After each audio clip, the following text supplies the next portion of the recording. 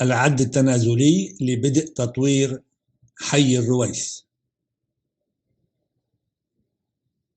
يعيش عدد من المواطنين السكنيين في حي الرويس بجدة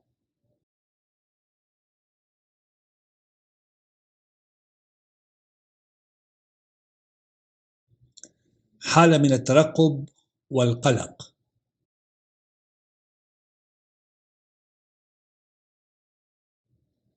بسبب إعلان أمانة جدة والشركات العقارية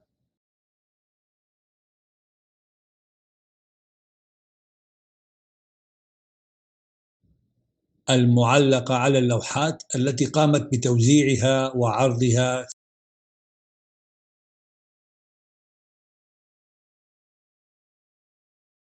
في شوارع وطرقات الحي السكني قبل شهور.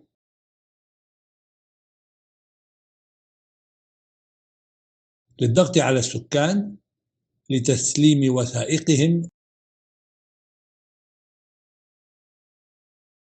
والموافقة على مشروع تطوير حي الرويس.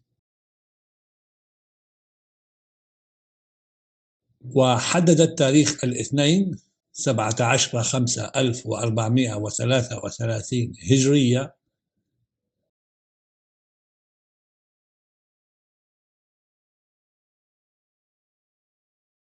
موعد لبناء المرحلة الأولى للإزالة والهدم.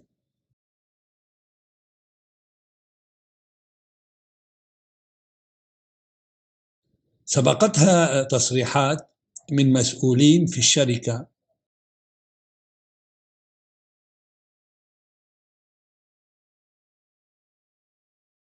أن التاريخ المحدد يشمل قطع الكهرباء والخدمات.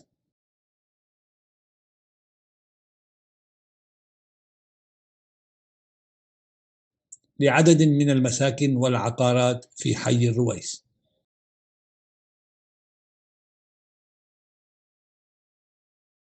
على الرغم من أن أمانة جدة والشركة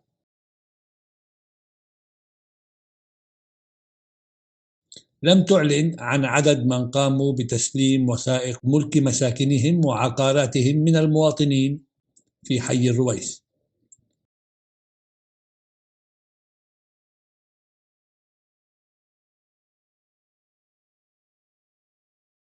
ومن جهة أخرى كشفت مصادر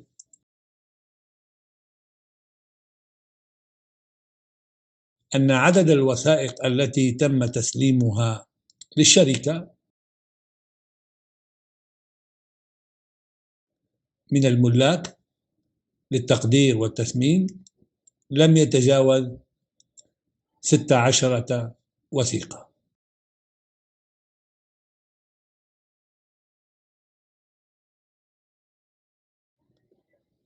مع عدم موافقة عدد ممن قاموا بتسليم وثائق الملكية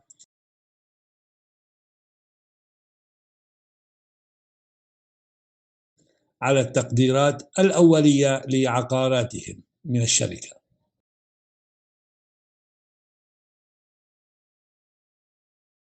ويطالبون بأسعار أعلى.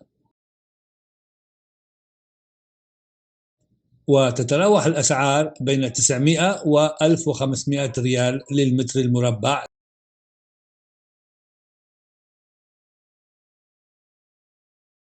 للعقارات التي تطل على شوارع سكنية داخلية.